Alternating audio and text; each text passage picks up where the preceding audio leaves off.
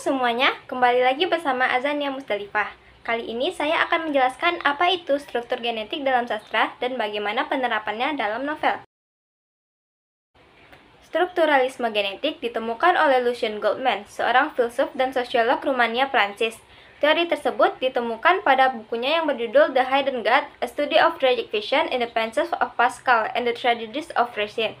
Dalam bahasa Prancis, terbit pertama kali tahun 1956. Menurut Goldman, dalam Farouk menyebutkan bahwa sebuah struktur tetapi struktur tersebut bukanlah sesuatu yang statis, melainkan sebuah produk dari proses sejarah yang berlangsung, proses strukturasi dan destrukturasi yang hidup dan dihayati oleh masyarakat karya sastra yang bersangkutan.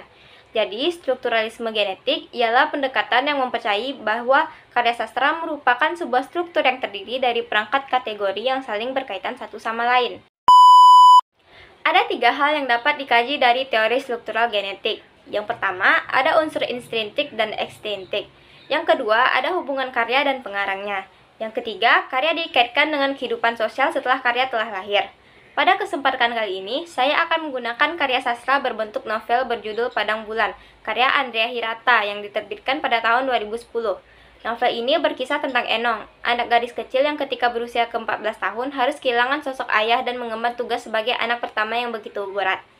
Enong harus meninggalkan sekolahnya demi sekolah adik-adiknya dan mengambil satu pekerjaan yang hina, yakni seorang pendulang timah. Kita akan masuk pada penjelasan unsur intrinsik. Yang pertama ada tema. Tema dari cerita tersebut adalah perjuangan seorang gadis kecil untuk menafkahi keluarganya. Tema-tema yang diangkat dalam Padang Bulan adalah pendidikan, persahabatan, dan perjuangan mengatasi tentang kehidupan. Yang kedua ada karakter. Karakter dari cerita tersebut adalah Enong, Syalimah, Zamzami, Ikal, Aling, dan Zinar. Yang ketiga ada latar. Latar tempat dari novel tersebut adalah Pulau Belitung, Kepulauan Bangka Belitung. Latar waktu yang ada dalam novel mencakup pagi, siang, dan malam, sedangkan latar suasana adalah mengharukan. Yang keempat adalah alur. Alur dari novel Padang Bulan ini bersifat campuran.